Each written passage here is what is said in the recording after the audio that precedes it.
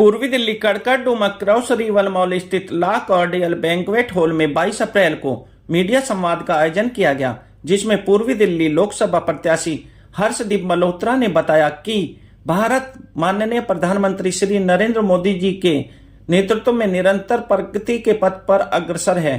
दिल्ली का प्रत्येक भाजपा लोकसभा प्रत्याशी आदरणीय श्री नरेंद्र मोदी जी के नेतृत्व में ही विकसित भारत बेहतर दिल्ली को संकल्पित है। इस मौके पर लोकसभा प्रभारी डॉक्टर अनिल गुप्ता, लोकसभा संयोजक महेंद्र आहूजा, विधायक अभय वर्मा, शाहदरा जिला अध्यक्ष संजय गोयल, दिल्ली प्रदेश प्रवक्ता यासिर जिलानी, शाहदरा जिला महामंत्री गीता शर्मा, कोषाध्यक्ष हरिओम गुप्ता, निगम पार्षद संदीप कपूर, शाहदरा जिला मीडिया प्रकोष्ठ संयोजक विनीत जैन, मयूर विहार जिला मीडिया संयोजक अतुल सिंह, जिला प्रवक्ता भारत गौड़ एवं गौरव कपूर की गरिमा में उपस्थिति रही।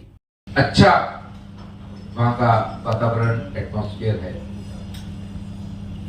इसी कॉन्स्टिट्यूएंसी में मैं 2014 की बात करूं, 14 से अब तक की बात करूं, दिल्ली सरकार ने क्या किया उसके बारे में बाद में बात करेंगे, पर केंद्र में मोदी जी की सरकार ने इस क्षेत्र की दिशा और दशा बदलने में बहुत महत्वपूर्ण योगदान दिया। निजामुद्दीन सराय काले खां से लेकर के जो मेरठ के लिए एक्सप्रेसवे बना है, इसका शिलान्यास भी स्वयं मोदी जी ने किया था। मैं भी था उस कार्यक्रम में, और इस हाईवे का उद्घाटन भी मोदी जी ने किया, उसमें भी मैं था। तो मोदी जी के बारे में तो है ही कि जो कहते हैं वो करते हैं, पर इस हाईवे के बनने से, क्योंकि मैं इसी क्षेत्र का रहने वाला हूं, आवागमन रहता ही है। एक समय था जब यहां पर जाने का इस तरफ मयूर विहार की तरफ जाना है और उधर से अगर हमें निजामुद्दीन सराय काले खां जाना है तो 30-35 मिनट का रास्ता होता था। कंजेशन पूरा था, बहुत भीड़ भाड़ थी, क्योंकि सब सोसाइटीज का कैचमेंट एरिया भी था। पर इसके बनने से निजामुद्दीन से गाजीपुर जो दिल्ली का हिस्सा है, 7-8 मिनट में हम पहुंचते हैं। कोई ट्रैफिक कंजेशन नहीं है, जिसके कारण से टाइम तो बचता ही है, पर पॉल्यूशन का भी बहुत बचाव होता है। तो ये एक बड़ा काम दिल्ली, क्योंकि ये एक तरह से गेटवे टू दिल्ली भी है। उत्तर प्रदेश से इंदिरापुरम बिल्कुल साथ लगता हुआ है उधर से, और मेरठ वाला क्षेत्र भी अब इधर से ही है। गजरौला और मुरादाबाद का रास्ता भी इधर से ही जाता है, सिकंदराबाद का। तो जो दिल्ली के बहुत से लोग दिल्ली में रहने वाले उस तरफ के हैं, उनका आना जाना, नोएडा भी इधर से ही जाते हैं, तो उन लोगों के लिए भी बहुत सहूलियत हुई, और उनके कारण से जो दिल्ली में आते हैं जाते हैं, तो दिल्ली वासियों को भी कंजेशन से मुक्ति मिली। जो देहरादून का एक्सप्रेसवे प्रारंभ हुआ है, बनना प्रारंभ हुआ है अक्षरधाम से लेकर के, और वो सहारनपुर और फिर देहरादून एक्सप्रेसवे को टच करेगा, वो भी इसी क्षेत्र में प्रारंभ हुआ, और उसका शिलान्यास भी मोदी जी की सरकार ने ही किया, और उसका उद्घाटन भी मोदी जी की सरकार के ही लोग करेंगे। उद्घाटन होने में अभी 6 महीने लगेंगे, और मुझे जो जनता का आशीर्वाद पूरी दिल्ली में, पूरे देश में मिल रहा है, इसमें कोई दो राय नहीं है कि फिर एक बार मोदी सरकार आने वाली है। आप लोगों के बीच में बैठा हूं, इसलिए कोई नारेबाजी की बात नहीं है, लेकिन ऐसा दिखता भी है और ऐसा होने भी वाला है।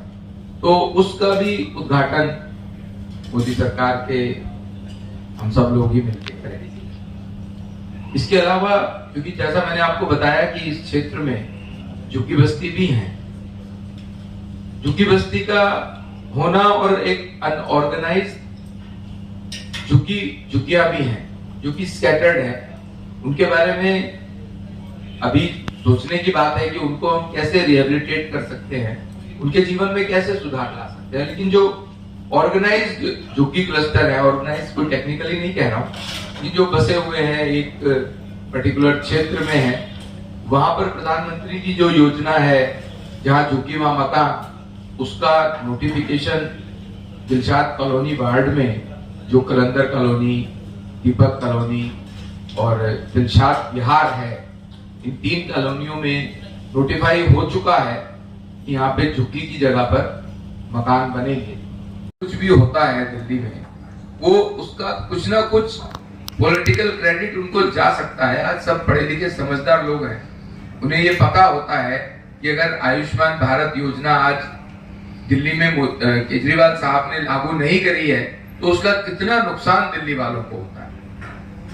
तो हमारा तो उनसे निवेदन रहता ही है कि आप इसमें मदद करें, but in spite of that कोई ना कोई रास्ता निकाल के, चाहे कोर्ट में जाना पड़ता है, चाहे एलजी साहब का इंटरफेरेंस होता है, या कई बार एक्स्ट्रा फंड की इनपुट करवा लेते हैं जिससे कि ये योजनाएं दिल्ली वालों को मिल सके। एक बहुत महत्वपूर्ण बात है हम सबके लिए।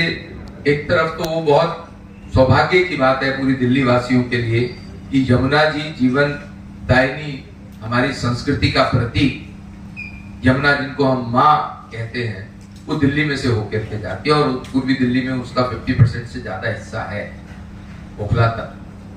दुर्भाग्य ये है कि दिल्ली की सरकार, केजरीवाल साहब की सरकार ने 3000 करोड़ रुपए, 2900 कुछ करोड़ रुपए केंद्र सरकार से यमुना की स्वच्छता के लिए लिए और केवल 2015 में, 20 में, 19 में केवल और केवल झूठा वायदा दिल्ली वालों से करते रहे कि मैं आपको डुबकी लगवाऊंगा और यमुना जी बहुत स्वच्छ होंगी।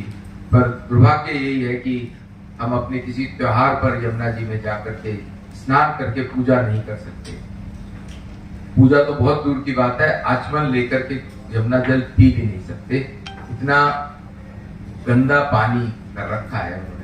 और उसमें उन्होंने कुछ बहुत ज्यादा प्लान करने वाली बात नहीं थी। उसका स्टार्ट ही सिर्फ इतना है कि जब इतना बड़ा फंड उनको मिल गया, 18 नाले यमुना जी में गिरते हैं। उन 18 नालों के मुहाने पर जब वो यमुना जी में गिरते हैं तो सीटीपी प्लांट लगाने, कोई बड़ी रॉकेट साइंस नहीं है, लेकिन एसटीपी प्लांट्स, जिससे कि पानी साफ होकर के यमुना जी में गिरे और जो सिल्ट है उसका खाद बनता है, वो अन्य जगह उपयोग होती है। इतना सा काम स्टार्ट करना था और उसके बाद यमुना जी की, कम से कम यमुना जी में जो गिरने वाला पानी है वो गंदा नहीं गिरता, नॉन ड्रिंकिंग वाटर उसमें गिरता। तो मैं मानता हूं कि यमुना जी में अगर नॉन ड्रिंकिंग वाटर ठीक से गिरता, जो साफ गिरता हो और यमुना जी की सफाई होती, तो जो दिल्ली वालों को पीने के पानी की दिक्कत आती है, जो हमें गंगा जी से आता है या हरियाणा का पानी आता है हमारे लिए, वो भी हमें यमुना जी से पीने के पानी के लिए भी ट्रीटमेंट प्लांट करके उसे शुद्ध करके पीने लायक भी बनाया जा सकता है। तो एक बड़ी समस्या जल बोर्ड की, जो दिल्ली सरकार का ही है, उनकी भी हल होगी। पर क्योंकि उन्होंने 3000 करोड़ रुपए का क्या किया भगवान जानता है, उसमें क्या भ्रष्टाचार किया, खर्च तो दिखता तो बिल्कुल नहीं है, हो सकता है पेपर्स में उन्होंने कुछ खर्च किया हो। तो हमारी प्रायोरिटी में ये रहेगा कि किसी भी तरह से केंद्र सरकार में इससे संबंधित मंत्रियों से बात करके हम यमुना जी को स्वच्छ कर सके, ये भी एक प्रायोरिटी में रहेगा।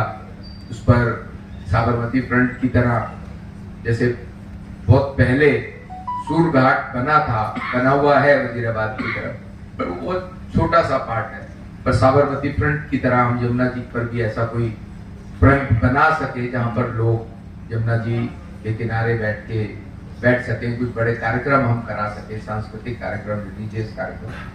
ये सब योजनाएं अभी हैं मन में।